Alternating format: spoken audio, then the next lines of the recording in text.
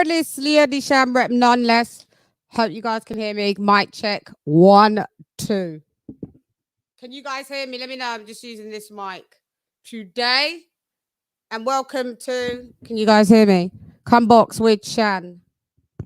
The bitch be late. I don't want to give you the excuses. Can you guys hear me? Let me know. Let me know. Before I continue, I've got to know you guys can hear me.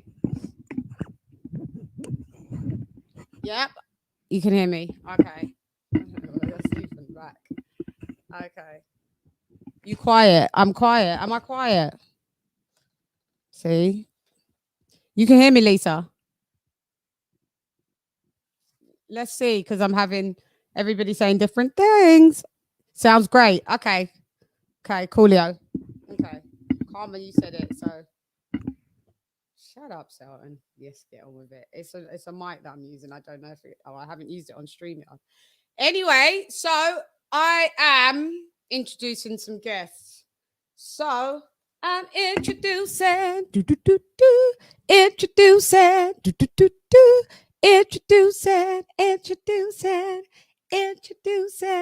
Kenny Ken.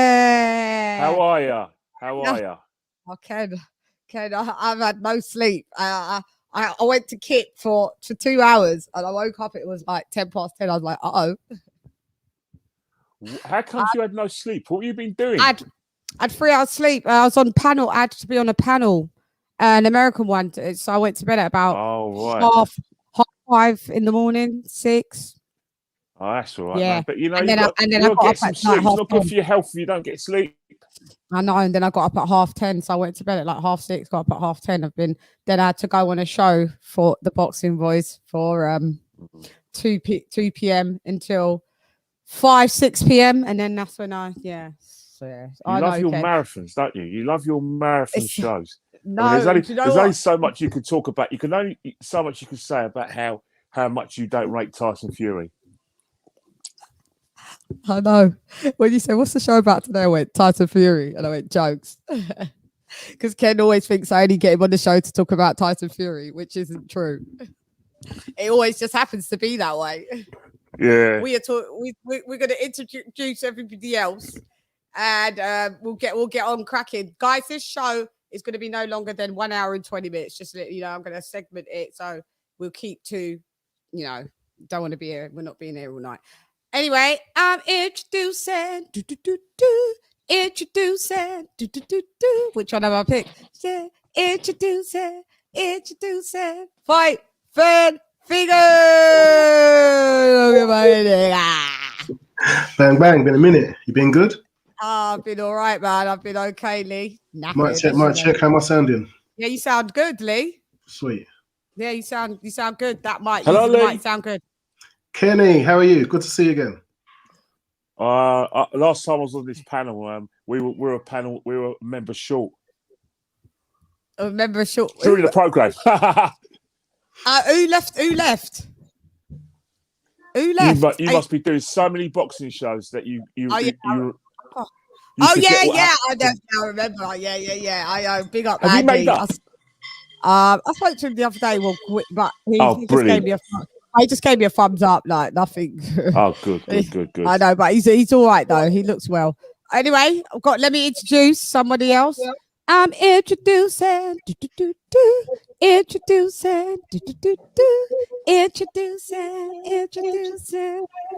John G.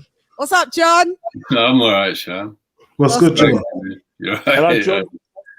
Last time I was on, that was the same panel when Andy. Yes, same panel. You was there, John. I know. Yeah, same panel. Got a bit sticky icky. Well, before we start, I've got another special guest.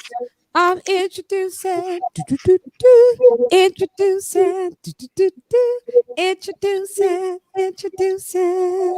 We just saw him.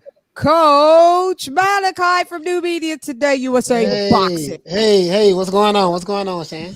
What's going on? What's good, Coach? What's up, the rest of the panel, man? What's going on? I took that nap. I took that nap. And that nap took me. Yeah, you need that nap, bro. Oh For real, man. All right. All I remember was There's nothing like a power nap. oh, it was more than a power nap. It was a sonic nap. I nearly didn't get up. That's crazy. But I heard you laughing. You was late. You was I heard late. I heard you laughing on the TV. I heard you laughing so much. Wait. Where's the echo I hear an coming echo coming. Let me see, because it could be me. Say something. Is it settings on my headphones? On my it might be me. Because look when I mute. Look. Yeah, I don't. Yeah, it's not over here. I think it's all right. I think it's you, Shawn. Do you know in the mic settings? What do I have to put the speaker settings on? Because I've got it on my mic default. No, you're supposed to have it coming through. Have everything come through your ears. Oh, okay. Sound and have everything come through your ears. That's the way I have it on my. Yeah, so I've got the mic as the mic what I'm using, and then the speaker should be what the mic that I'm using as well. No, your headphones. Your headphones. Yeah, default headphones. That's what it's doing. Check. Do you have it? Do you have it on somewhere? Do you have it on like another stream playing somewhere? Let me just make sure I don't have that on. No. Check. Is that a bit better? It's a bit still funny, isn't it? Look, it's still echoing. I think you get close to the mic, innit? That's when it echoes. If I get too close. If I don't get close enough. That's better. That's much better. Check. Get close. Yeah, maybe I have to be close. I don't know how these. It On one sounds show like it it. works. On Sounds one show it works different. I can't bother with all these mics. Anyway, we are going to start. Let's just pick up everybody in the building. We have got Shawn. Yes, very echoey. So I will take it off if it's just continuous. You know me, I'll just lock it off. You might as well just disconnect it though. Disconnect it because I can't hear you now at all. No, say disconnect the mic. Oh, we can't hear nothing now. Now you can. Yeah, I can hear you now. Yeah. Yeah, Check. we can now. Yeah. There's no echo either. No echo. No echo. I don't know. Maybe it doesn't. I can still hear echo. No, there is no. There is no. It's one of you guys. Is it me? It's one of you guys. I used this mic today, and it's fine. You're not echoing anymore. Is it me? Nah, whoever muted Shawn is not echoing anymore. Yeah, so John muted. Is it? Leon Yeah, muted. now I'm unmuted. Is it still echoing? No. I'm muted. No. Unmute one by one. Yeah, I'm unmuted. Check. Who's muted? Oh God. All right, so you need whoever unmuted need to say something. So we'll. Who's unmuted? Well, I'm unmuted. Yeah, you're fine. Okay, and then Come on, Leon, Lisa. John, Right, John, check. it's you. It's No, Leon. I was on mute when the echo Oh, happened. it's Leon. It's Leon then. Leon, is it you? Yeah, sometimes that mic can be funny. Do it without that mic for 1 minute. Just do it without that mic. It was Leon. Yeah. And then I can get back mic'd up then. Sorry, Yeah, guys. you can get back to your mic Because I have the same mic, and for some reason, Lee, it gave me that problem. It gave me a bit of problem. Today on TBV, Lady sounded perfect. I did, didn't I? So it's not. Yeah, Mike Thompson. You right. So I don't think it's. Let me just check. Check 1, 2. Mic check. Yep, we fine. You fine now? Is it? I think everybody's all right now. Everyone sounds Everyone's okay fine. now. Right, sorry about that, guys. Okie dokes. Happens. Okay, so right. So what we're going to talk about now is who out of you guys saw last weekend's fight. We're going to be talking about. Let me start with this: Shawn Porter fighting. I can hear someone playing Cowboys and Indians. Shawn Porter fighting Bud Crawford. Sorry, he evaded me. Is it going to happen? Is it not going to happen? In my opinion, it's not going to happen. What would make it not happen? Because of how Shawn Porter's body language has been, how his lackluster replies have been.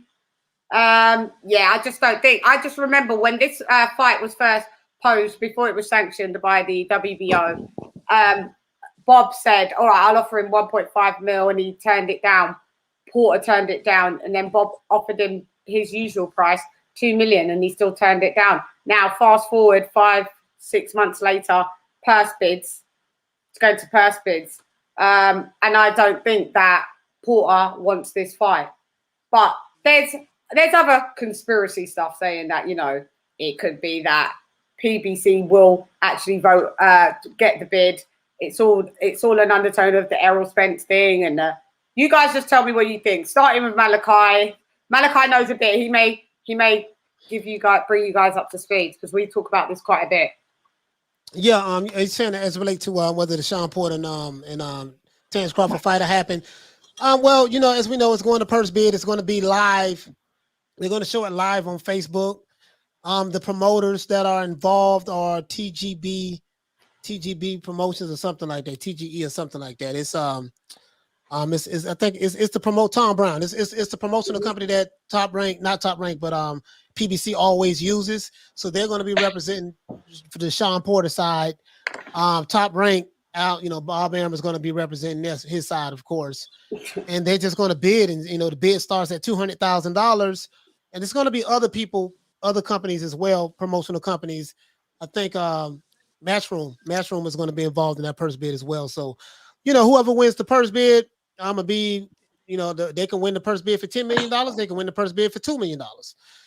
So it just depends on if Al Heyman will allow Shawn Porter to, let's say PBC doesn't win that fight. And we know PBC, 95% of their fights always happen in-house. So if PBC doesn't win the fight, and let's say win the bid, and Eddie Hearns wins the bid, you know, will Al Heyman allow his fighter to go to another network and fight? Or will he say, nah, Shawn, just pull out of the fight? So I don't know. It's 50-50. To answer your question, it's 50-50. Okay, but do you so you think it's a 50-50 thing if Porter takes the fight? Because if Porter doesn't take the fight, you know, it'll just go down to the next mandated person. No, nobody can force anybody to get in the ring. You know how it goes. We've seen fights just fall through by the wayside on the 11th hour. John, you know anything about this story? John. Is John frozen? Okay, we need to. Who's that? Oh, so now I can go if John's frozen. Oh, okay. John's frozen. Yeah, he has. Let's go. Yeah, I think there is a chance it can happen. When PBC do their pay-per-views, they offer a low minimum. So if they're going to bid, they put the bid in at what they would get the low minimum that they would normally offer them. Mm-hmm. And if Top Rank don't outbid them, then it will happen. If Top Rank do, then I think they'll pull Shawn Porter out and find something in-house for him to do. But I think they do. I think Porter will take the fight. I think Porter understands or accepts that, you know, you don't necessarily lose so much credibility if you're in a competitive fight and you perform well. And even though he's come up short sometimes, he still does put in a performance. So I don't think he's scared of fighting because I don't think he's scared of losing. And I think Bud Crawford will take that all day long. But I think it only happens if PBC win the purse bid. If he goes to Matchroom or anyone else, I think they'll just put Shawn Porter just won't take it. Mm-hmm.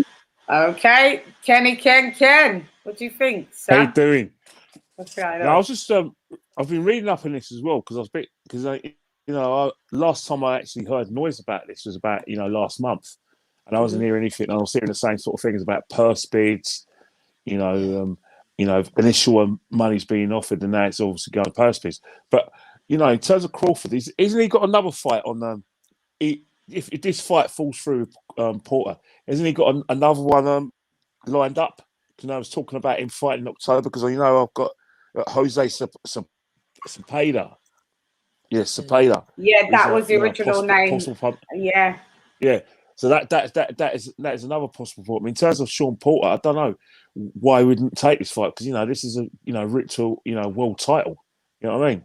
It's a big fight. But again, is it a money thing? Does he think that he can wait for a money fight? With Spence Jr. and maybe that's got to be something that they've got to look at. But yeah, again, you guys mentioned it. Politics and boxing. Different TV stations, different promoters. Unless my man gets like a big purse bid and certain bidding, and it's not rather than like I said, the 80-20 split, they want 60-40. Sometimes it's 55-45, and I think that's the consideration. But again, it's not good for boxing. This sort of shenanigans. You know what I mean? A big fight. Porter's a former world champion. He's got excellent pedigree. Where he's lost to the best. Crawford, as far as I'm concerned, is a future Hall of Famer. I don't see the problem. I really do not see the problem, unless something dodgy's going on in terms of Errol Spence Jr.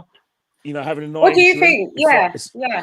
Instead of fighting Pacquiao, and then Shawn Crawford and Terence, Shawn Porter and Terence Crawford, messing them about. Who knows, man? Maybe we're hearing something, man. Maybe there's I'm coming out of 2, 20 and 20 and coming out with 4. Yeah. Who knows? Crawford versus Spence. So boxing is very, very dodgy at the moment, especially in this division. And anything that Bob Arum has his fingerprints on, that's got to be dirty.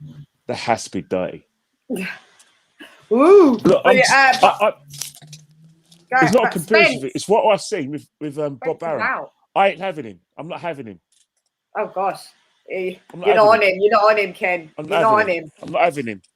You're not having him. This is where we get all the old cockney comes out. We ain't having it. I'm not having him. Subtitles for the Americans because they ain't gonna understand us in a minute because we're gonna go full in cockney. We ain't having it, Bob. We ain't having it. I'm not having it. I'm not having it, Stan. Go retire, mate. Go back to New York. Go to Long Island or Staten Island and just put your feet up, man. It's a young man's game promoting boxing.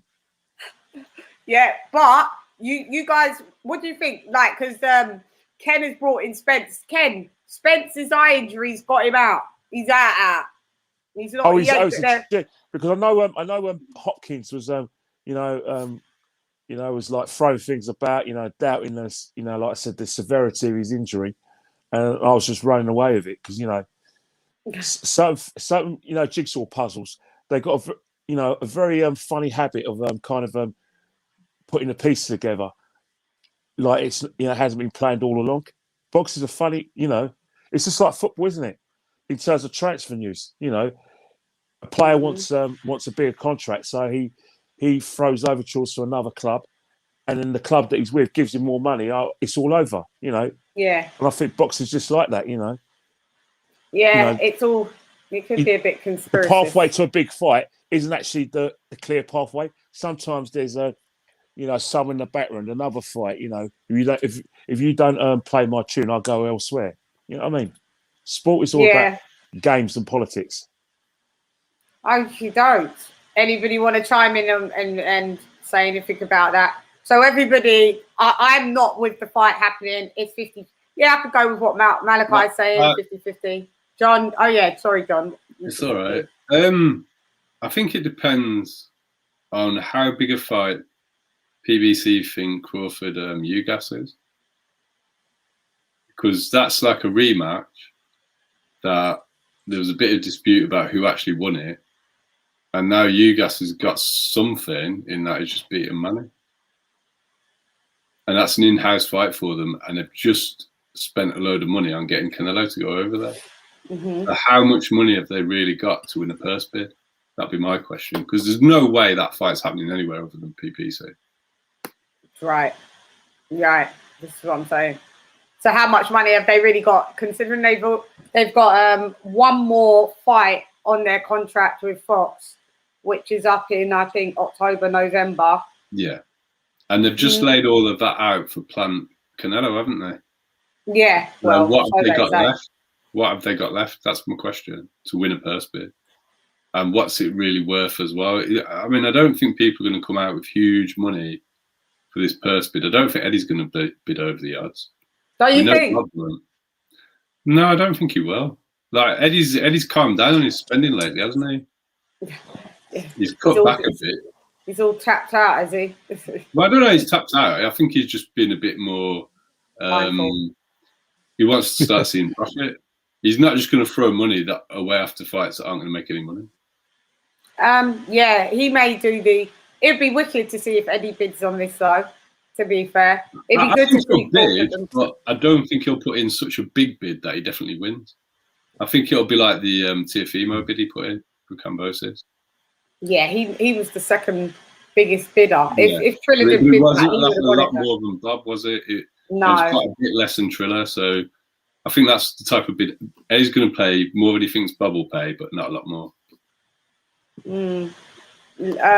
So what we're saying, no conspiracy theories, a 50-50. I don't need a conspiracy theory for PBC. They don't do cross-promotional fights. No, they don't. So it's not a conspiracy. It seems pretty upfront. They just they've said it about Tank. They're not doing any cross-promotional work. They're pretty much coming out and just saying it now up front. They wouldn't cross the street to fight Canelo. No. Then they're not going to. So they might win a bid. So what do you think with the fact that Crawford has only got one fight left under Aaron? He could. Everybody's the rumbles in the jungles. Are saying that he'll probably go over to the PBC. Do you think that Shawn Porter will go over to the PBC, considering all of the BS that he's received from PBC fan base, or if the money's right, it don't matter. He just suck it up and go over because they have got the best stable of 147. Who's he going to fight if he doesn't? Yeah, I know. This is what I'm saying. All the other titles are over there. So if I was him, I'd go. I wouldn't really care about what the fan base say. Yeah, you go where it's right for you. Yeah. Does that make sense then? Does that make sense to any of you guys that Porter that Crawford goes over to the PBC? Does that make sense to you, Mal? Because it started to really make sense to me that Crawford may go over to the PBC. I mean, I wouldn't be opposed to that if he go to the PBC, probably on like a short notice, like maybe like a 2-fight deal or something like that. This is the only problem though. What do the PBC have to entice him to come over there? Errol Spence may not be back for a whole nother year. He has a detached retina. Ugas has got a title. Yeah, okay, yeah. Ugas got the title, and then who else? So they've got all the welter titles. They've got Shawn Crawford. Right. They've got Boots as well. No, Boots is not over there. He's not a PBC fighter. He's not there. Okay. No, but Errol Spence has 2 titles. So you say, okay, hey, come over here to the PBC. We're gonna pay you low front end money because that's how they operate. They pay their fighters like $1.5 $2 million, but you're gonna get the rest of your money on the back end, which is pay-per-view. the famous back end, which is pay-per-view. So does Crawford want to do business like that with them? That's one. But then 2, once you give him Ugas, then who else you have? Because Errol Spence is not gonna. There's no telling when he's gonna come back. And when he come back, I doubt if his fight is gonna be with Crawford. They have to strip him or put him in recess. Yeah, make him a champion in recess. So what I'm saying is, it has to be something to entice him to come over there. Like, what do you have to offer outside of Ugas? I mean, the man said he wanted to be undisputed.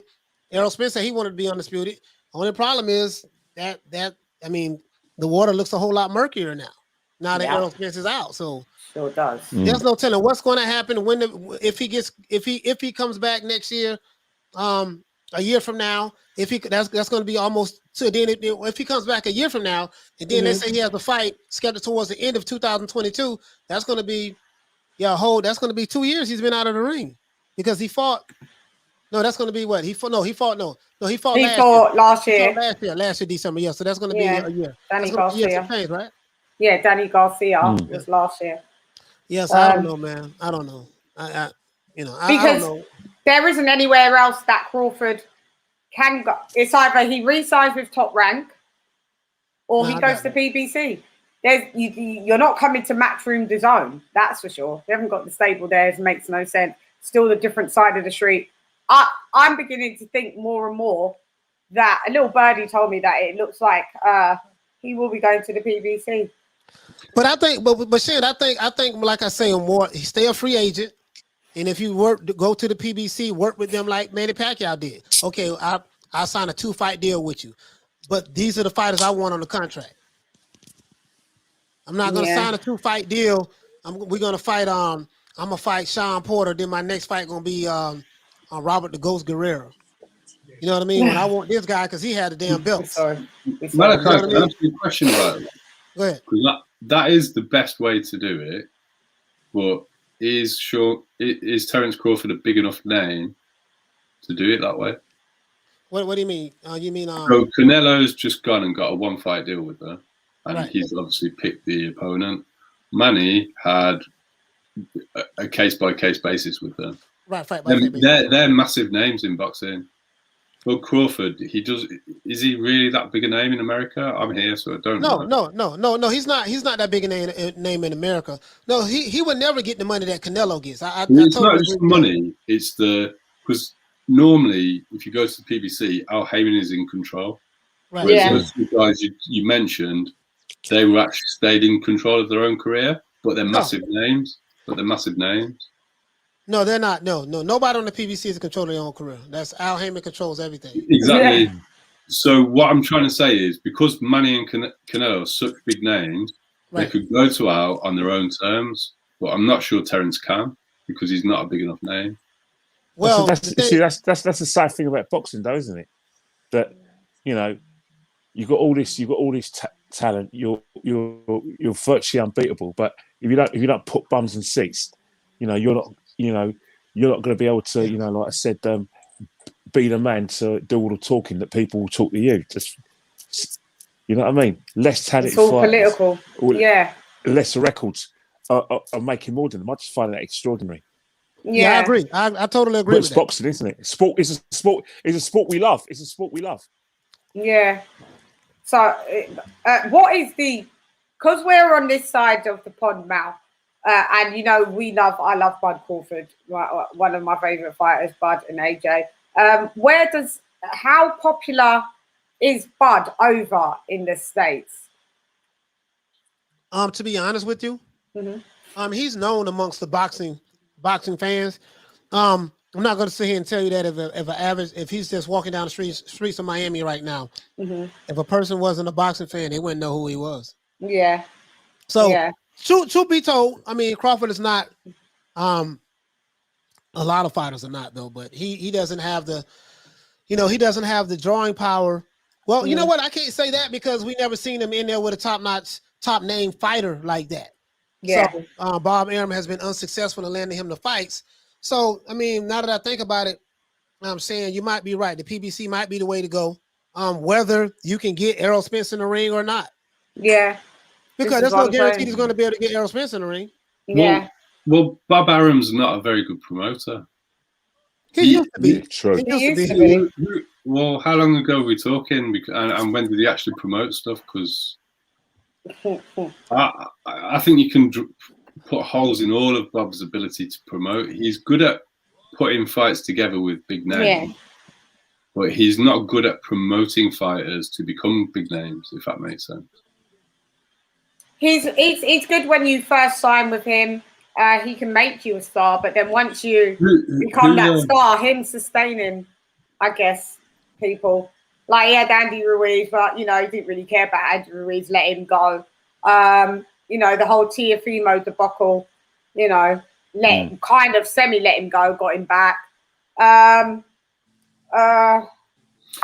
Like look at careers look at his comments with about Crawford as well. Yeah, with his comments about Crawford when he first signed Crawford. Yeah, when he first signed Crawford, when Crawford was at 135, he was all singing him praises.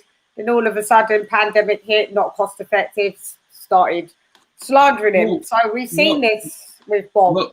Well, look at the undisputed fight they had at 140. They had a Mexican fighting for an undisputed 140 title, and there was no buzz anywhere about it in America, as far as I could tell. Yeah. You could. I mean, it didn't work out that way, but unless they're rigging the fights, how's he supposed to know? Why is he not pushing the hell out of Ramirez in anticipation of like giving birth to a new big, massive star for the Mexicans. Yeah, well, look what he did for Josh Taylor. Well, he's done nothing like that. Like, Nothing. basically, Yeah. like, you're Scottish. He did well, nothing. He did nothing for Josh Taylor. Yeah. Like so, Yeah. yeah. So for real, when was the last time was he a good promoter? Yeah, touche. I would say when once Don King removed, backed away from the scene, that was his biggest competitor. So he had to, that not ever since Don King fell out of graces of boxing, he hasn't put on a good fight since. Yeah, this is what I'm saying. Agree, 100%. Yeah. But when Okay. he has put on good fights, because Ramirez versus Taylor was a great fight. He just didn't promote it. Teofimo and Loma was a great fight. But he didn't really promote that either, did he? Like, it wasn't a massive buzz for it. It's hardcores only were interested. Yeah. There was no. Well, yeah.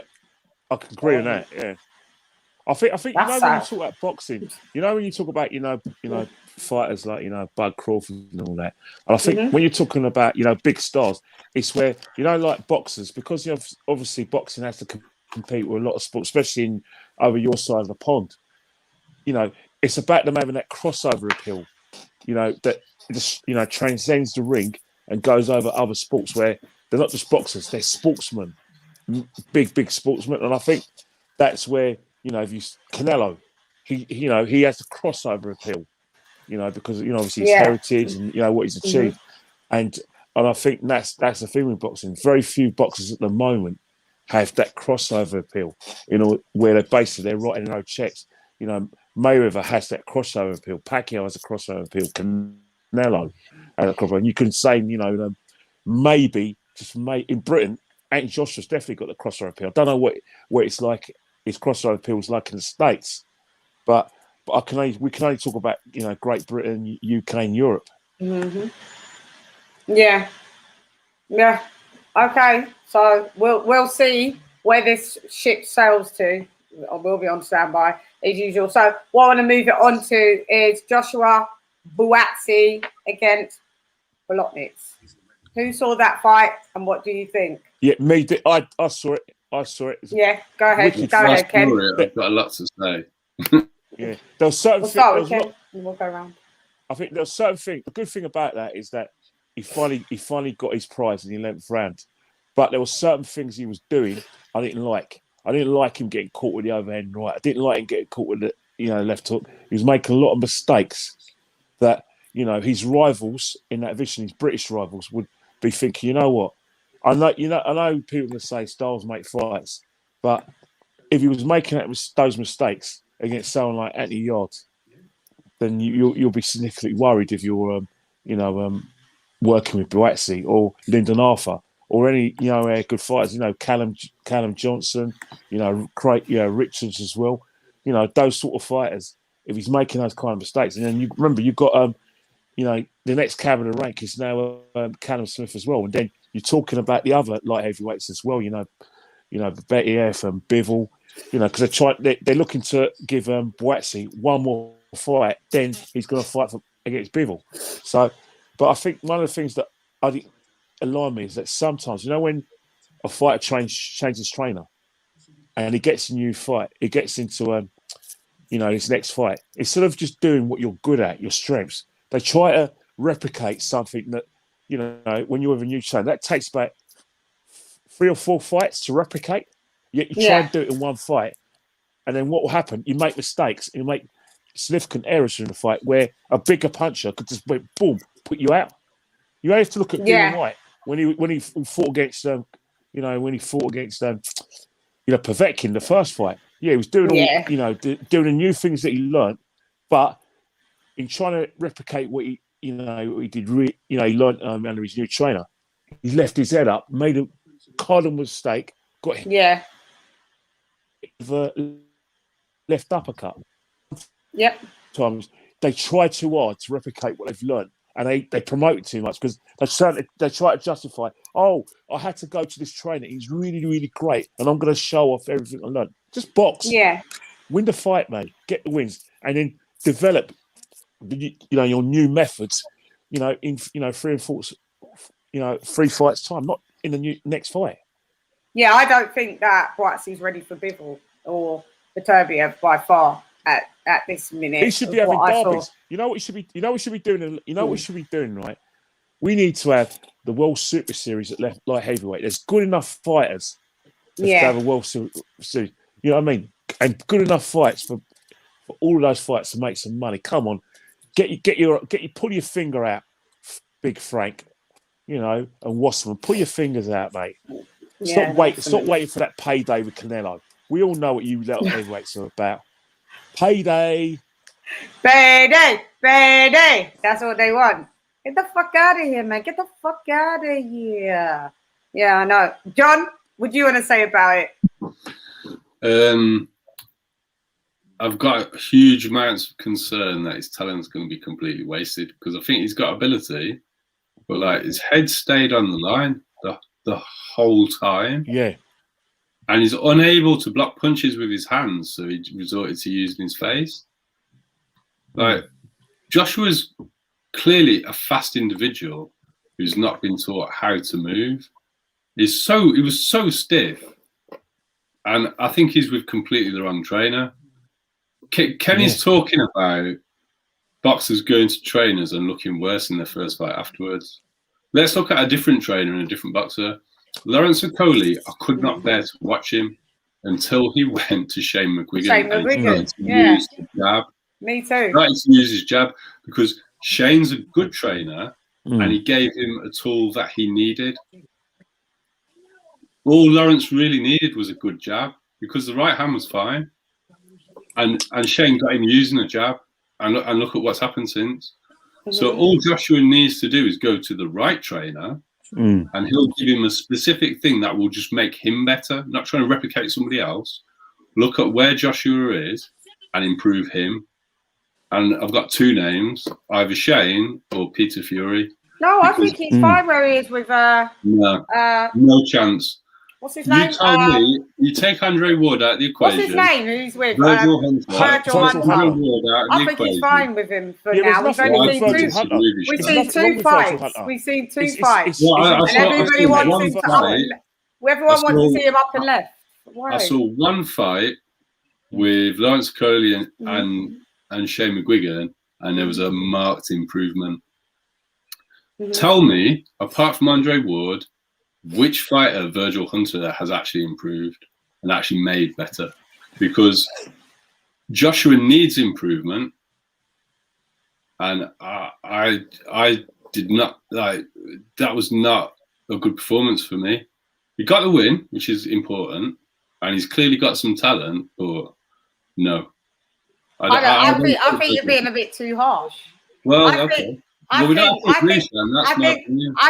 think he did. He got tested. It was someone that was to test him. Yeah, but he shouldn't be taking those punches, Lady Chan. He shouldn't be taking those punches. The reason that I'm saying this, but he still got the win. The whole reason I'm saying this is because I like Joshua Buatsi, and I think he could be a world champion. And I think Eddie's got to calm down. He's not ready for going anywhere past like national level. There's good British level light heavyweights, and those fights need to happen first. 100%. And I want him to do well, and I'm concerned by what I saw in that fight. Yeah, I do not think Virgil Hunter is the right man to get the best out of it. Getting hit with the same punch. Names, Shane McGuigan or Peter Fury, either one of those two trainers. I think first fight with them, he'd come out and make the right necessary adjustments to actually be a better fighter. Yeah. Anyone else want to chime in on Buatsi? Because I just definitely think. Who do you think him against? Because it's the fight we've been asking for domestically for a long time. Him with Yard. Why Yard? Lyndon Arthur's a better fighter than Yard. It'll be a better test for him. He was Lyndon Arthur in a rematch. Lyndon Arthur will knock out Yard in the rematch. Knock him out. No, he won't. He's got his right hand. He might do. He won't. Lyndon Arthur ain't a knockout artist. Fight Lyndon Arthur.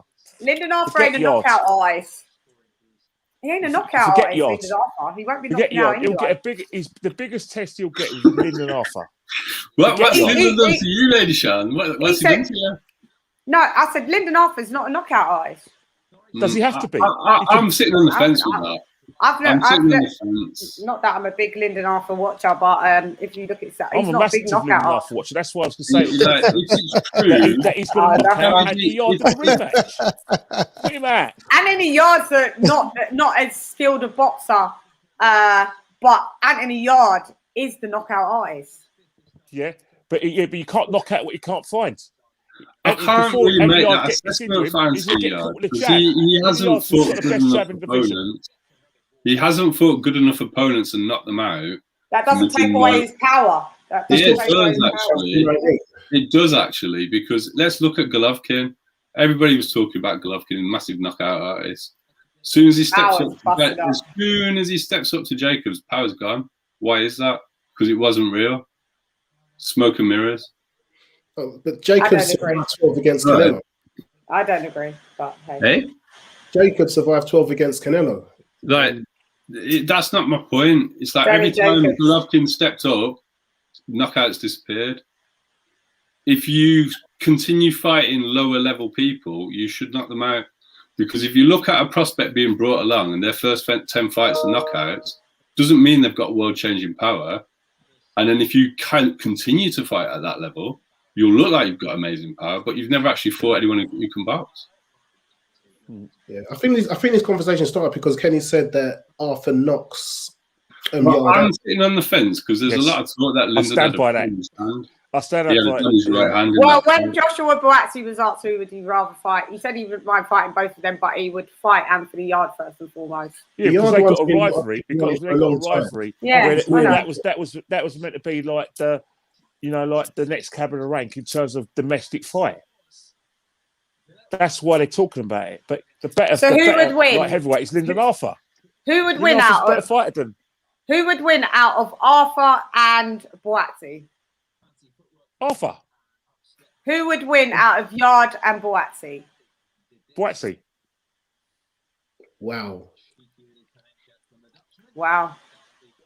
Okay. Go on, Lee. Where do you think? I think Yarde knocks Buatsi out. I think we were talking about the trainers with Buatsi. I think Buatsi's had all the fundamentals installed in him. He's gone through the Olympic program. He's held all of that. I think it's a Buatsi issue. He's not. I don't think the trainer's the problem. Sometimes you have it or you don't, and it's like what John was saying.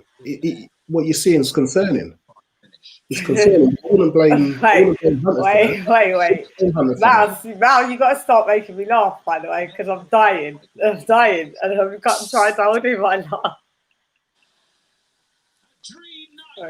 So unprofessional. You've got the giggles, and it's not good. Sorry. Go ahead. Just ignore me. Hey, man, listen. I like Joshua Buatsi, man. I like the kid. I love that kid, man. I like the fact that he was able to overcome adversity in that fight. I just think that the guy he fought was a pretty good fighter. I am kind of concerned about some of the punches he kept getting hit with. Yeah, what was the punch? What was it that he kept getting hit? What was the specific punch? Because he can take the punch, though. The right hand, didn't it? Overhand right. Yeah, the overhand right was getting him, wasn't it? Yeah, but what I'm saying is, I like the fact that he can carry his power into the later rounds. That's one.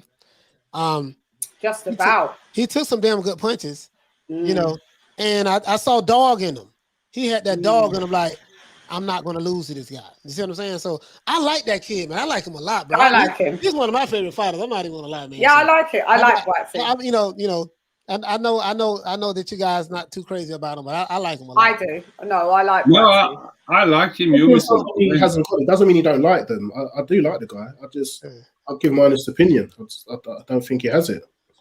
Who, Buatsi? I don't agree with Leon. Because what I saw from Lawrence Okoli for I don't know how many fights, a guy that went through the same Olympic system, suddenly goes to one trainer, we start seeing a jab, and he looks really good. sometimes it's just doing simple adjustments that Yeah, can but make all the difference. Shane hasn't taken away from his strengths. He's still doing the things No, that will make him exactly, fight. because He he's just a had it good so long. trainer. I don't think that's Yeah, because you have capacity. yeah, I don't think yeah, Buatsi has got if capacity. you look at Lawrence in his fight with Bolotniks, he's overthinking it. He's thinking about, he's torn between his strengths and what he was good at, his speed, his But all he's punching got to power, do is and keep his head off the he's line confused about what he's and learning from parry. Virgil Hunter. And that's what a lot of fighters do when they go and change trainer. They start, it's like they make, mistakes. I'm agreeing with you, Kenny. Complicate matters are not there. I'm agreeing with you, Kenny, but I'm blaming the trainer, not the fighter. Yeah. I think if the right trainer will keep it simple and get them to just do one or two things differently, that will make the difference. And with Lawrence, all it took was a jab. With Joshua, all he needs is to keep his head off the line and parry. That isn't it's not that much to learn. And he couldn't even adjust. He didn't adjust to that mid-fight. You didn't even hear Virgil. No, he didn't give any instruction. He just kept telling him he was doing really well. There was no do this. Great. Yeah. If you listen to Shane in the corner, he'll tell you what's happening, what to do. Short, easy to follow instructions, and sometimes they say, right, it's right to knock him out. Use this punch, and it'll happen. I've seen him do it with Lawrence. So that's why I'm criticising Virgil. And I'm saying this because I want Joshua to do well. It's constructive criticism. So you think Arthur beats Buatsi at this stage, right? Who me or? Most of you guys. No, I don't know about that. I'm not sure any of them beat him, to be honest. I just don't like watching him eat punches because when he steps up to world level, then he will lose. Yeah. That's what I mean when I say he hasn't got it to world level. That's what I mean. But all he's got to do, Leon, is get his head off the line and parry. It's not rocket science. Do you think it's a heart thing though? No, because he was in trouble and he got through it, like Malachi said. Yeah. There's dog there. Sorry. As you said, it's a simple thing, and if it's not, it's a simple thing to do. If he's not doing it, why? I don't think the trainer wasn't even throwing a jab. We had like a 6'5" cruiserweight with some stupid 80-odd inch reach, not jabbing. Goes to one trainer, one fight, starts showing me a jab. Just keep it simple, and you can turn it around. Yeah, but that's what I was saying. Okoli, because of the way his ugly style of boxing, he had a higher ceiling. There was a lot more of improvements that could be made. I can't see what Buatsi's got that can have that such a big difference. Because with McGuigan, you can see there was the possibility of having such a big difference, and that was clear to see. I don't think there's that possibility with Buatsi. Because as you said, he can be fine-tuned. I don't think it will make him that much better. Well, I mean, I'd at least like to see the adjustments made and see what happens. What about him with Callum Smith? Oh. Is that against Callum Smith?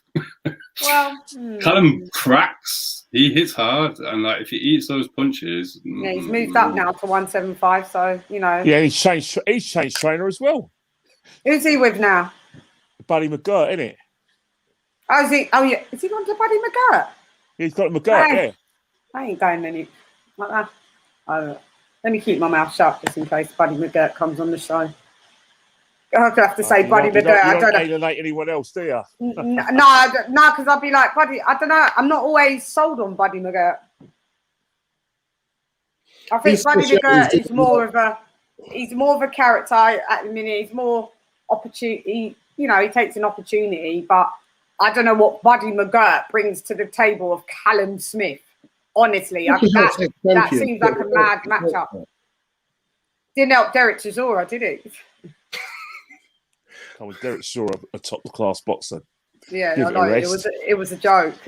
That's the whole point of why I'm saying Buddy McGirt. I just think he's whatever. He's there for whatever at the time. I'll give him a pass on Chisora. When I saw him go with Chisora, that's what made me feel a bit disappointed, to be fair. Made me feel disappointed. Still didn't get the win. But anyway, let's not digress. But so he's with Buddy McGirt. he can crack. It wasn't impressive. It wasn't an impressive. His account of himself against Canelo was not great. So I don't know how much trouble he's going to be at 175. I don't really have Johnson, that much. not Smith.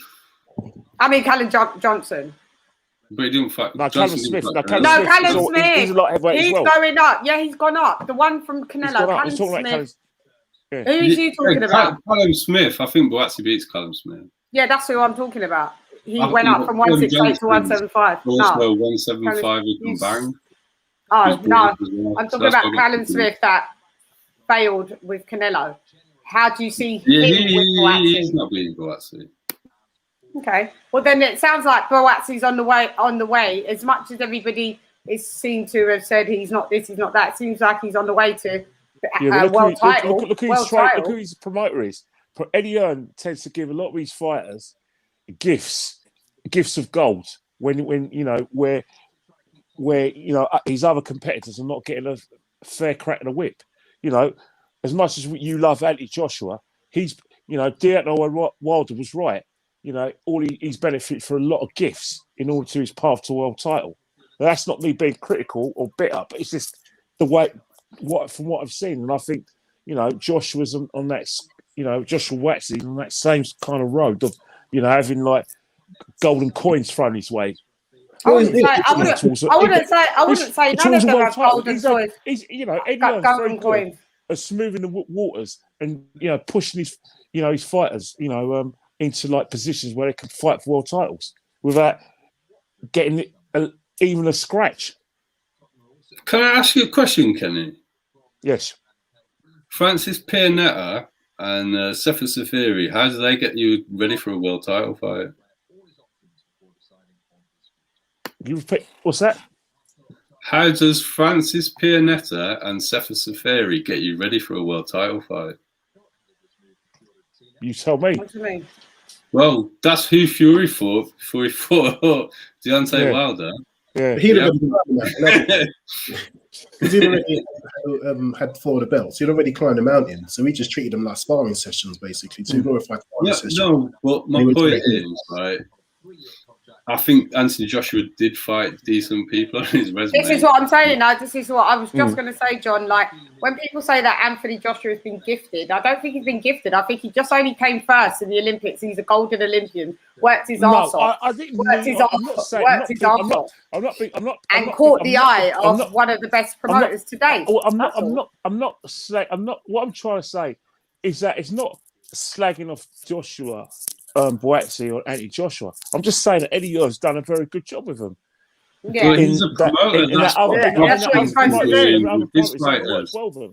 Like, we're criticising Bob Arum for not promoting his fighters. Yeah, and now you're criticising Eddie for doing his job. Some fighters' pathways to world titles are a lot smoother than others. No, but Kenny, look what Frank's done for both Joyce and Dubois. Donny Dubois came off a loss and managed to get himself an interim. That's what I'm saying. He's seen them both right, and you could say, oh, they've had advantages given to them. Look, when you're with the right promoters, the bigger the promoter, the more advantages you get. If you're an Olympian, then you're going to get advantages. Of course, yeah, definitely. Obviously, I agree with you because if you look at the situation, 2 boys, Del Youth, in off Ladbroke growth. One's George Groves, one's James Aguel. One gets Olympic medal, even though he lost to his mate 2 years for Olympics. And then George Groves was thinking, hang on here, I can beat this guy, but so it happens. And the Olympic gold medal does work in a lot of people's favour, or an Olympic medal. Can I just big up Graham Taylor? Hang on one sec. Can I just big up Graham Taylor and Tony Boswell for this super chat? Much respect, Lady Shan and the panel. Stopped in to show support and hit the like button. Thanks, Graham. I got yours. And thanks, Tony Boswell. Super chat. Okay. I'm thinking, where do I know that sound from? Hey, Leroy. You're supposed to drop Hey, Leroy. Hey, Leroy! Super chat. received. Playtime's over, boy. There we go. I feel like home now. I feel at home now. I feel calm again. It's something familiarity. Yeah, thanks, Mel. Go ahead. Sorry. Yeah. What? So where was we? Sorry, while I just cut in. Well, Kenny was describing getting an Olympic gold medal as an advantage, but I mean, I would argue it normally means you're a pretty good boxer, like Muhammad Ali. No, I'm talking about in terms of like you know. I think he's in Texas. left. No, maybe Yeah, Barry died. I think that's a technical issue. I think. Yeah, I'm joking. Oh, your boy. Yeah, I just think yeah, I like Joshua Buatsi. Want to see where he's going. I know what you're saying, John, but I think there was detrimental mistakes that he made, and if it was anybody, Blotniks is a tough dude. He's lucky. It's because of his power why he scored. Obviously, he knocked him out. But if that was a Beterbiev, game over. If that was a Bivol, he's naturally bigger than a Bivol, though, Buatsi. So how would that fare well, Buatsi Bivol? I don't know. Here comes. Here's our Kenny Ken. Ken, you tried to disappear. Sorry, guys. Yeah. Sorry, guys. I wasn't going hiding when John put me on the spot again. No, but what in answer to John's question is it goes back to my point what I was talking about in terms of like, you know, boxers have, you know, basically transcending their appeal to the masses beyond boxing. And I suppose, you know, Olympic medal goes that way, isn't it? Yeah, you get more gifts, as you say. You do get better treatment. You definitely do. Well, it's always a challenge. Normally are really good as well, though. Yeah, and I was just saying, what do you think with Ken, that Buatsi is naturally bigger than Bivol? How do you see that would fare? Even though Bivol is world class, as we know, elite, so it's bigger than world class, he's elite. Would you see that like I agree with the panel. I really do think that it's too early for Joshua Buatsi. Yeah, I do. I think. Yeah, what I'm thinking is that if you're with a new trainer, right, you know, give it 3 fights. You're young, man. Give it 3 fights, and then what's happening is that everything you've learned in training, especially as well as your natural qualities, will come together, and you'll be ready for for that sort of level. I don't see the rush. Yeah, I want to see. You know, there's a few derbies. There's a few British derbies I want him to have before he fights Bivol anyway. Yeah, me too. Me too. It's true, me too. There's some good lineups. There's loads of good fights at domestic level. Yeah, and that'll help him make the improvements of what I see. So why not just have them? Yeah, well, I don't know what route that. I'm intrigued to see who he's going to fight next. To be fair, Buatsi. Because it sounds like Eddie Hearn's ready to throw him in. Yeah, but you know Eddie, who did you say you can? Go have a super series at light heavyweight. Come on, let's have some fun. Yeah, have a super series. Because you reckon he'll throw in with Craig Richards? Let the light heavyweights make some money. How would he fare with Craig Richards? I know, because it's a weight cat that I wasn't really ever that much into that much, because it doesn't really carry a lot of money in that weight cat as well. It's never shined upon, and now I think it's really interesting now, and all the competition that we've got. You know, I think Craig Richards with Buatsi. I like that fight. I'd like to see it. I'll be all right watching that. Yeah, me too. You know, I agree. You know, that's the thing. I'm promoting my mate Lyndon Arthur all the time. That he's the best thing since coming out of Manchester and since sliced bread. And I forgot back. You know, Spider. You know what I mean? What? Who? Spider who? I like Craig Spider. Craig Richards. I thought you said. Do you know what? I had a feeling. I thought you was talking about Tony Parker. Yeah, because I like him as well. But I really, sometimes I push him to the back burner sometimes. But yeah, that's a good fight. Yeah, that's a good fight. That is a good fight. Well, all right. Moving along swiftly, we have got Pacquiao Ugas. Talk to me, guys. Who wants to go first? Me, not me. Go on. What about him? Pacquiao Ugas. Just what did you see? What did you feel? I mean, again, we talked about this before. Yeah. Like I say, we saw this movie before where the old fighter thinks he has one more, one more fight in him, one more gunslinging battle. He want to try it one more time, and he steps in the ring, and he realizes that it's over. You know what I mean? So it happened to the best of them. So it is what it is. That's it. Yeah, that's it. Yeah. He didn't humble though, did he? He was very competitive in there. He was able to get past the jab, and when he did get past it, he was landing shots. He just never had the power and the speed to do it enough to hurt him, enough to take enough rounds. But he's clearly lost it. He's clearly lost some power and lost some speed. But he was still competitive in there. So I don't think he's if it is his last fight, I don't think it's it's not. Pac's like, fuck this, yeah. I'm coming back. I'm retiring to Ugas. That's anticlimactical to the nth degree. This wasn't how it was supposed to go. It wasn't how it was supposed to go. Kenny, let's hear what you got to say.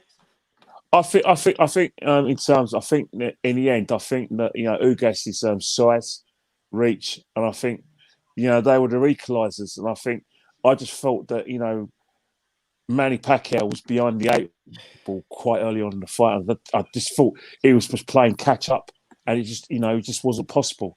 I thought Ugas fought a really, really good fight, used all the advantages at his disposal, and it was a good performance from Ugas. Pacquiao, as Lee says, showed endeavour, try to get him with his combinations, but again, a bigger man, a younger man, reach.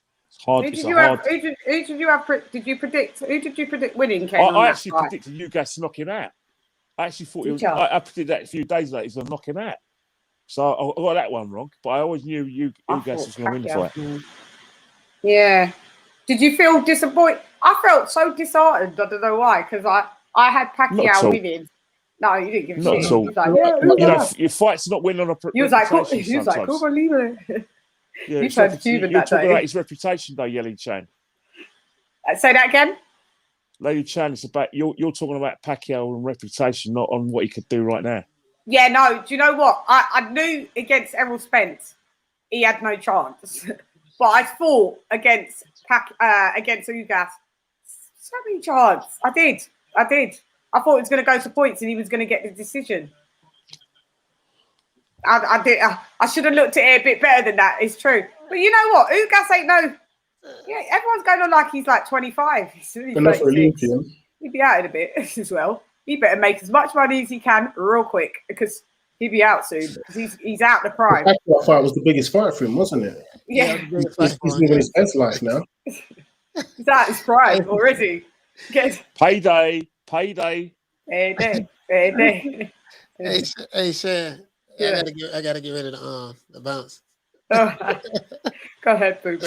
All right, man. Salute to everybody on the panel, man. This Coach Malachi Williams. Y'all catch me tomorrow. 3:00 Eastern Standard Time. New Media Today, USA Boxing. If you're a troll or a hater, if I said something that pissed you off today, I promise you, if you show up to the show tomorrow, I will say something else that will piss you off even more. Malachi, if you use words like soccer, I'm going to troll you and be a hater. Football.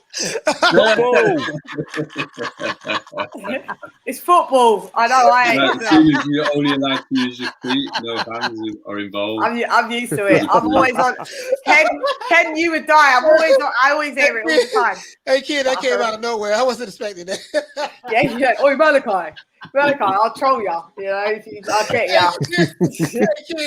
Don't play with Ken in his football. Thanks, Mal. Hey, bro, that's it. Hey, man, kid, salute. Salute everybody in the chat. Salute, Mal. See you later. You got him dying. Ken hates it. Ken, I've got so used to it because I'm always on the panels with my US compadres, and they say it all the time. I give up correcting it. I give up. I just let it. It doesn't matter how many times you correct them, it won't sink in. Yeah, because it's soccer. It's not possible. So how is it football? Well, it is to them. There's no point analysing it, Kenny. there's no point. Ken hates it. I know, Ken. I get you, Ken. There's no I don't point trying to use understand. any logic. You just I won't know, shift I it. hear what you're saying. But in the I don't know. Aussies, they got their another version of footy. They call it footy and not kicking a ball either. Yeah, they call Yeah, it that as well. they've got one person who kicks it on the team. Oh, fair Okay. enough. People. Yeah, maybe that's why. Anyway, with the Ugas and the Lee, John. Right. Well, I think everyone's been a bit unfair to Ugas, to be honest. I thought he boxed really, really well. I know it's very technical and it's not necessarily the most entertaining style, but that jab was a thing of beauty. And a lot of the time when Pacquiao got past it, he blocked Pacquiao's attacks and countered him. And he landed some excellent right hands to the body, some hooks around the guard. He timed him really nicely. So someone's making some laugh in the comment section. I can see the reason. There was no answer for them jabs. No, and I just think he's heavily underrated because he's so technically sound. It's not flashy, it's not exciting, but it's so technically good that people will struggle to fight him, and nobody wants to fight him. He's been avoided, but now he's a world champion. I'm hoping he gets some fights. He had attributes to do well against Pacquiao, but just because it's Pacquiao, we just assumed he'll pull something out of the bag, get past and do some damage. I thought we'd get past and do some damage to the body, and I thought he would drop him eventually. I thought he might not have knocked him out, but I thought he would have dropped him and got the decision on points. Well, if you look at who Pacquiao tried to fight, Pacquiao he fought Keith Thurman, who he knew he dropped him lost his sell-by date. He's seen the Spence Garcia fight, and Spence had shown some effects of that car crash in that fight, in my opinion. I know he won, but it's only Danny Garcia. His reflexes look like they've gone. And the fact that he's got an eye injury in sparring says to me that maybe his reflexes have been affected from the car crash. I think Manny's seen that, and that's why he's happy to fight him. Then late replacement like this against somebody who is sharp, who is active. Manny's 42. Like, however good he was, 43 now. 42. Well, exactly. No, I don't believe that he thought he could beat Errol Spence. No. Car crash or not. He wanted to hand over the torch, and it was a credible name to lose to. It was a credible name to lose to and pass the baton. Either way, I think Ugas is not getting the credit he deserves because he boxed really well, and he is a good boxer. He's a very good boxer. He boxed well. He boxed well. I just wanted Manny to win, but hey, I congratulations to him. I was just going on from his last performance the last performance that I saw. I'm not sure if that's the last time he boxed when he fought Porter. And he was good against Porter, definitely. But he had a case for winning that fight. Yeah, no, I re-scored it though, and I had Porter just getting the win. So it's tight. Either way, it's tight. It's a close fight. But then look what Porter did against Spence. Yeah, I know. After that, that could have gone the other way as well. I just saw that. Yeah, I thought that Ugas won't beat Manny Pacquiao that pulled out the stops with Thurman, but hey, I was wrong. Yeah, so congratulations. Keith Thurman's when's the last time Keith Thurman did anything good, like against Shawn Porter? I mean, when's he actually had a good win last? He's a tough guy, though. I'm saying tough-wise, he's tough. He's tough. Got brittle hands, but he's a tough. Can't say that he's a pushover. Keith Thurman ain't a pushover. He ain't a walk in the park. He ain't. I could name some walks in the park. Danny Garcia's more of a walk in the park than Thurman. Yeah, Thurman was a champion. Danny Garcia weren't. No, not at 147 anyway. Keith Thurman is a better fighter than Danny Garcia. Yeah. So I just thought, that we'd get that Manny, but 43-year-old Manny didn't take things. I think we were just being a bit too nostalgic. That was it. Bit too nostalgic. Okay, so let me just get to the last topic, and it is Canelo and Plant. Let's go. The bag has re-entered the building. Undisputed. Good stuff. Always good, undisputed. The bag has re-entered the building. I actually thought there was less chance of this happening than there was of the heavyweight undisputed, and they managed to bloody get it done. I was surprised. But I'm very pleased it's happening. It's gonna. I'm guessing it will do huge pay-per-views because of Canelo fans will buy it. I mean, they haven't had him on pay-per-view for a whole minute, but when he was on there, they supported their guy. So I think it will be very profitable for the zone. But Canelo will take his belts and go up to 175 and face other challengers. I don't give Plant much of a chance at all, if any. Zero, in my opinion. It's got a 0%. Zero. I said Billy Joe Saunders had 20%, and that was being nice. So now I just have to keep it real. It's 1%. 0 to 1% of Caleb Sweet Hands Plant beating Canelo. That's it. Go on, Kenny. You know what? The reason why I kept quiet, I really wanted you guys to go first because, you know, I was thinking, right, that both of you would give me something in favour of Caleb Plant. But the problem I have, it's not with so much Caleb Plant, is the fact that Canelo, there's something that Canelo does that I really like, that he recognises when he's making mistakes and he corrects them within a fight. And that if what he doesn't know about a fighter, he within that fight, he will learn pretty quickly that this is what this fighter is good at, and this is what he's not good at. Yeah. And I'm going to exploit that guy's weakness. I'll take my time. I might, we might be evenings and rounds. I might be around down, but I will get him. And you have to look at the Billy Joe Saunders situation, where he bided his time, worked Billy Joe Saunders out, and the finishing punch was the punch that Billy Joe didn't see. The uppercut right in the canister. Yeah, you know what I mean, right in the canister, and took his eye socket out. And I think that's one of the reasons why I do fear for Caleb Plant. That I just feel that Canelo can beat him anytime he wants to. Anytime, if he wants to knock him out, he'll knock him out. If he wants to, toy him, he'll toy with him, because we're talking about, you know what? Elite. He's elite. I thought that after Floyd Mayweather Jr. that I wouldn't be seeing another elite fighter, but I'm seeing none now. Well, Plant sounds like he's doing more smack talk than Billy Joe Saunders. I think he hasn't seen how that works out. He's got. You know what happens? What happens when you chat shit, Clark? You get potted. Yeah. Right in the canister. What better wins has Plant got than Billy Joe Saunders exactly? No, I don't think has a better resume. His resume is trash. He's horrendous, and he struggled with Caleb Truax. Truax's fight was appalling. Yeah, it was Gatui's like his best win, isn't it? He's Gatui's, yeah. It's like that's who he got the belt off. Yeah.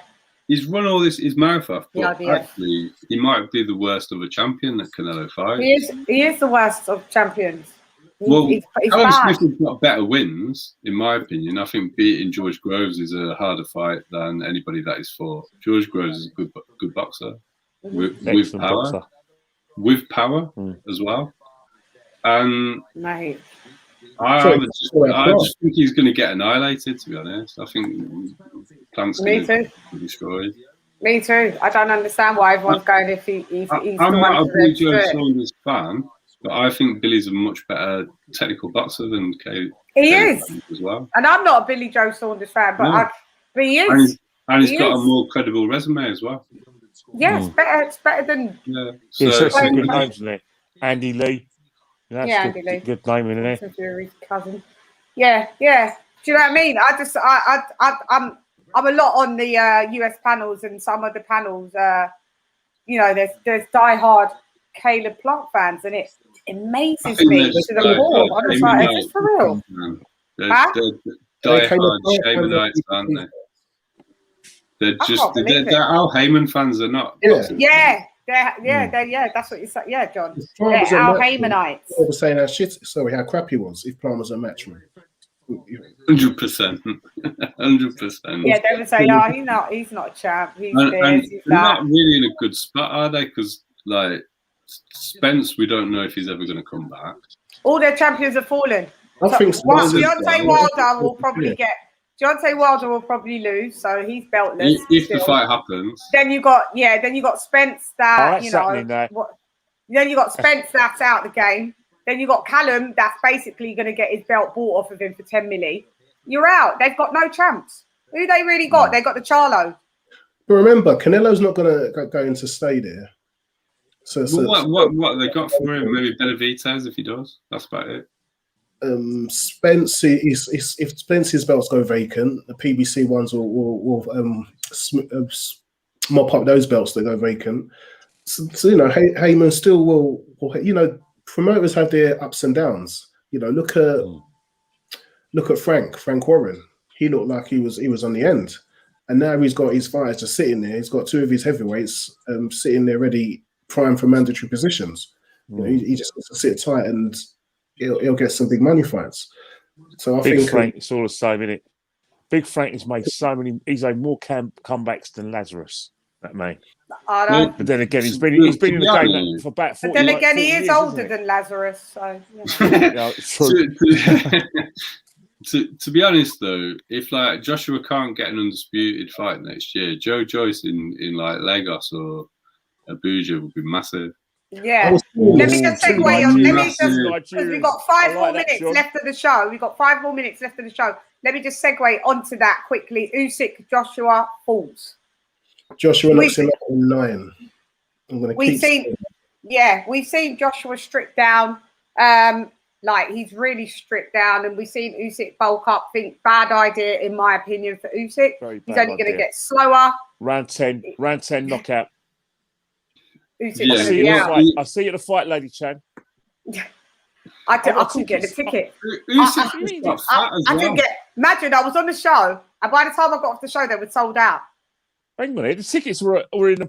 Oh, you were doing your American shows at 10 o'clock in the morning. That and it was sold out. Kenny, it was sold. And remember, Lee, it was sold out. I was peed. I was like, the only ones that were left. I think the only ones that were left at the time were like 600 quid ones. That's when I got on there. Oh right, because I missed out, mate. Me and the wife, we had 80. We got Umi between 60 and 100. And she said, "Look, I want a good view." So we both got £100. Get the 100 ones, yeah. That I would be willing for that. I'm going to take disinfectant when I go there. Yeah, because you're going to Spurs. Oh God, we've got them the next day in the North London Derby as well. Oh God, you can't get away from it at the minute, can you? Anyway, don't talk about Arsenal anyway. It's not a good time to talk about Arsenal. Yeah, it's not a good time. Lee don't like football anyway, so he's football all right. is the game. Yeah. Listen. Usyk. Usyk is going night. Somebody's it's got to go. I don't understand why he's got fat. I don't understand how the weight's going to help him because if it hurts his engine, his punch resistance is going to be worse in the end of the fight. Do you think he has? Huh? Do you think he has put on the weight? Because why would he have? Look at the pictures. Have you seen him? He's got loads. Look at Holyfield when he went from cruiserweight to heavyweight, and look at the difference in Usyk from cruiserweight. Yeah, Holyfield still stayed nice and neat. Yeah, but Holyfield was ahead of his time in terms of terms of sports science and diets. Well, and then heavyweights. Heavyweights weren't as big. They weren't super. They weren't as super heavyweights then. When Holyfield made that transition. He was still like 230. He was still like 230, wasn't he? Which is what Usyk's weighed in at. And Usyk's 231 at the minute. Yeah, and he's 231. I ate all the pies. 231. So that's not going to help his movement. And that's his main advantage is his movement. So that's only going to be detrimental. Now he's gone on record, AJ, saying that he's prepared. He's stripped down because he's prepared to go 12 rounds. I don't see it go 12 rounds. Yeah, but it's good to prepare for that. Yeah, it's good to prepare to always be. That's what I said today on the show. Do you not think he believes the myth that Joshua's chinny and you think he's going to go for the knockout? Well, all right. If Joshua's going to knock him out. Vlad's right hand. He's going to go for the knockout. He took Vlad's right hand, got up and knocked Vlad out. He got the same combination on his chin in the first round off Alexander Povetkin that put Dillian White to sleep. Yeah, he's been hit by Dillian's left hook, and it made him pause for a second. Gave him the stanky leg for a minute, stiffened him up. Yeah, stiffened him up, but and that was it. Dillian's knocked some good people out with that punch. If he's so chinny, how comes he he doesn't got? survived big punches? I know. I was on an American show today. They was like, "Oh, he's chinny." And I was like, And okay. who's Any fighter gets hurt. Anybody that gets hit with an equilibrium shot, you And that's all will. the division. Yeah, they're talking about the also, temple shots and not these shots. He ended that fight on his feet. Ruiz still couldn't knock him out properly. Ruiz still couldn't put him on his back, keep him there. Yeah, he still kept getting up. He wasn't fit enough to carry on with the fight, but he still kept getting up. Like, I don't think he quit. Fair enough. The referee called it off because I don't think he would have won. No, he wouldn't have. He didn't quit though. No, he didn't quit. It's the same. Wilder's team threw in the towel. You know, he's still on his feet, but you know, he threw in the towel. AJ didn't get battered. AJ didn't get battered like to that degree where there was blood coming out his nose, his ears. It's the first thing that you hear out of Wilder's fans. Oh, AJ got beaten by the fat Mexican boy. Okay, well, Wilder got battered pillar to post by the fat English boy. By the fat English boy. Nose, ears, mouth bleeding. AJ never looked like that. So I don't know. You know, what's good for the goose is good for the gander. Let's keep when does Usyk go around knocking anybody out anyway? Huh? When does Usyk go around knocking anybody out anyway? He hasn't knocked out anybody since Tony Bellew once he Tony Bellew. That weren't even a knockout. And Tony Bellew's not a heavyweight. Yeah. He wasn't even really a cruiserweight, was he? He was just a fat light heavyweight who didn't like making weight. It's true. Someone sounds like Nathan Kevley. No, I don't. I enjoyed watching Kovalev knock out Cleverly. I'm just being honest about trainers that can't boxing that can't stick to a strict diet. Yeah, okay. I get it. Ricky Hatton, let's not talk about it. Well, let's not do that. Boxer for not sticking to a diet, I tell you that. Don't be a boxer then if you're not sticking to a diet. You're getting paid all these hundreds of thousands and millions of pounds and dollars to stick to a diet. I didn't see Usain Bolt getting fat around Christmas, did you? Never. Exactly. No, that's the thing. You're right. I agree with you. Never. No, but hold on. But athletes, they have to perform all throughout. I mean, the Olympics just finished and they're racing again in the Diamond League. No. They have like a 3-month season, and if they don't compete in the indoor, which Usain Bolt never did, from about October to March, they're not competing. Oh, okay. And he didn't say they're doing a training though, aren't they? But why isn't a boxer training when he hasn't got a fight? True. I can't screw that. Yeah, so AJ's stripped down. He is slimmer than Pulev, than what he was with Pulev. He was 17.3 Pulev. I think he comes in, he's still going to be heavier than Usyk. We all know this. Good luck to Usyk. When he started off early on, he was only in the 230s. He still had power. I think he'll have enough power to hurt Usyk at 239 or 238, whatever he comes in at. He'll probably come in at about 2. It was 238 against Ruiz, wasn't it? Second okay, fight. so maybe I think maybe he'll come in maybe about 238. Yeah. 238, 230. Can't handle I don't think, Usyk's not acclimated to heavyweight. We're just going to see him go to sleep. Just get on with it. You know, it's not the worst thing to lose to an elite boxer. It's funny you guys used to say that. I've got Sky Sports on, and they're talking about the same thing right now. Usyk versus Joshua. They're actually got both of them. He's done some interviews today with Sky, though, hasn't he? Talking about how he's preparing for 15 rounds. Yeah. Joshua looks really thin around the. He looks really thin around the face and around the neck, innit? And the neck as well, innit, Ken? Yeah, I noticed his neck looks a bit. Now. Yeah. Look at his feet. He can be so deceptive. But John, you're right. Because you can look at Joshua today and go, "Oh, he's lost so much weight," and then you see him next week and he's very deceptive. Look at his face. But on this, he has stripped because he's actually. I think he's going to come in light. I think he's going to come in light, but he is deceptive. Very deceptive weight-wise. 238 to 240, I think he'll come in around there. I think he's going to come in, the Ruiz 2 weight. Yeah, 238, that's what it was. That was 238, so I reckon he'll come in about 237 to about 240. And that's where he'll stay for this fight. Knock out Usyk, and we can like I said, fair play to Usyk for taking his fight. I really like Alexander Usyk. I really like his personality. I think he's a fun guy. He's got a quirky attitude, and he takes the sport seriously. Yeah. He deserves his mandatory for getting undisputed. I do think he deserves it, even though he hasn't done well at heavyweight. Well, historically, 18 fights in and undisputed and undefeated. Great stuff. Historically, the light heavyweight champion always used to get the option to step up and fight the heavyweight champion. Now we've got the cruiserweight. It's a legitimate thing, but nearly every time the heavyweight champion won, apart from Spinks. I think Spinks was the only one who did it, wasn't he? When he beat Holmes. Yeah. Larry Holmes. But it's a legitimate thing. So, I think it's a good fight. But I think I think it's an amazing fight. I do. I think it's a great fight. I do. And I can't wait to see it. And Kenny, get some footage.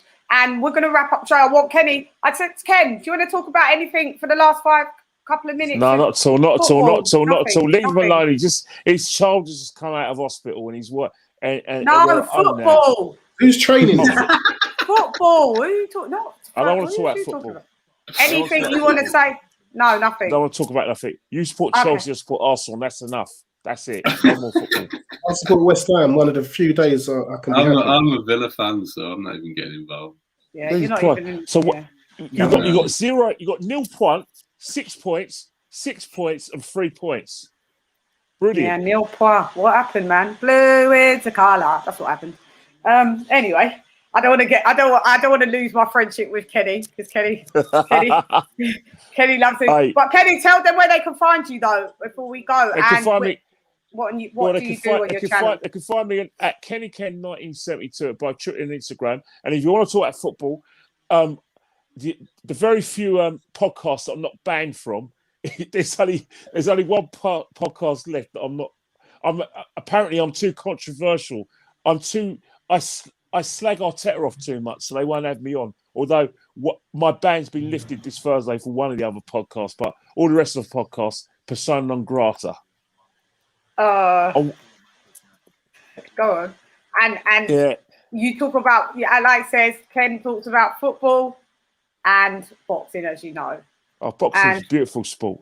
And what days do you go out? So what days? Did you just say it? Because I was reading the chat. Well, League Day Night is every Friday, every Friday or Sunday. I'm doing one on a Thursday with the Highbury squad about the Arsenal. We've got a big game tomorrow against West Bromwich Albion. We then lose in the cup. If Arteta loses against West Bromwich Albion, we lose against Man City. Arteta, pack your bags. Yeah.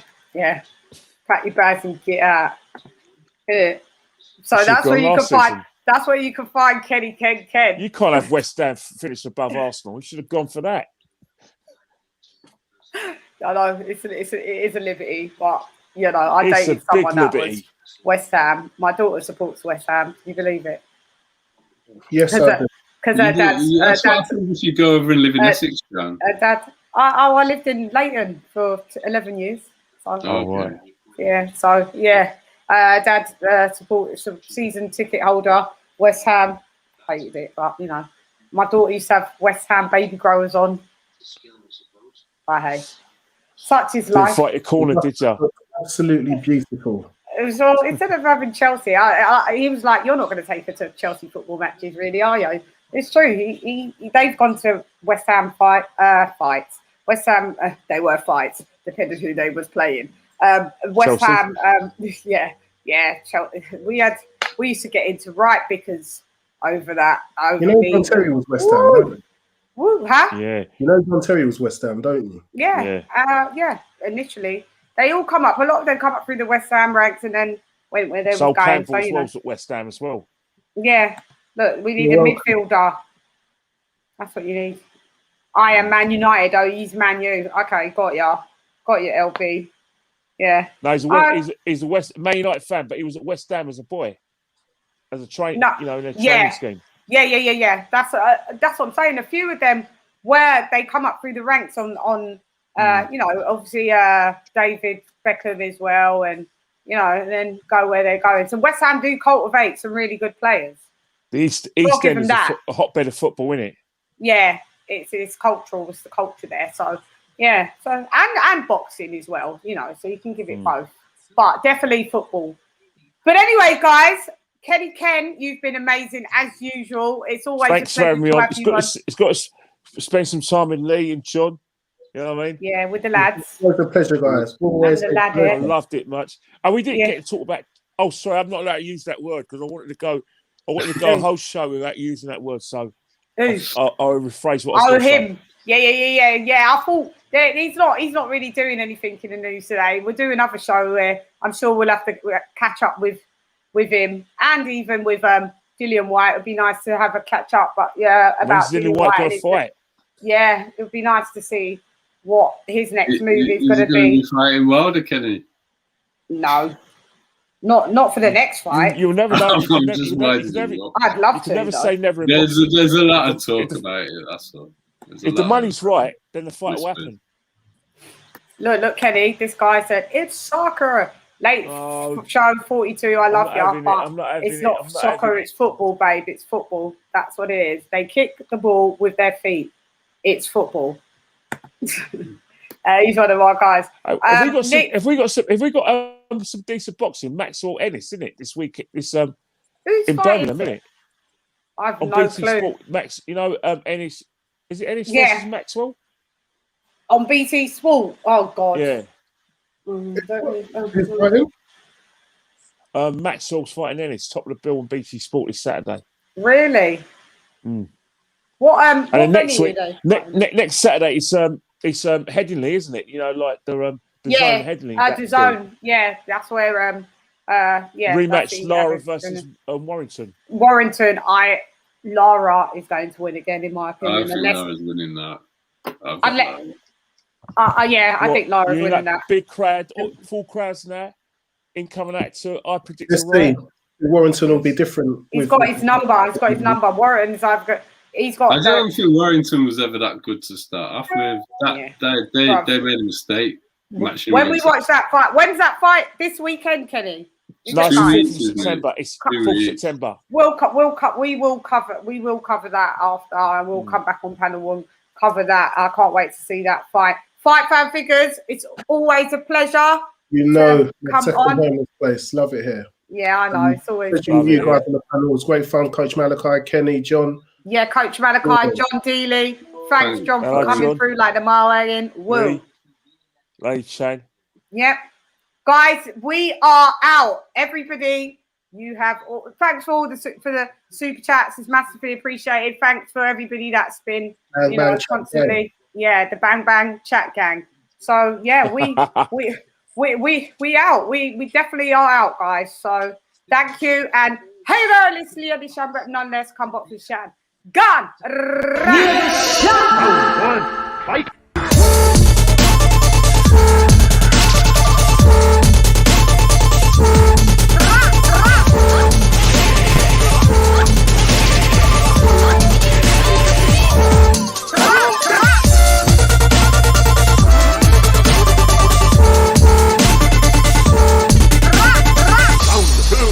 Fight!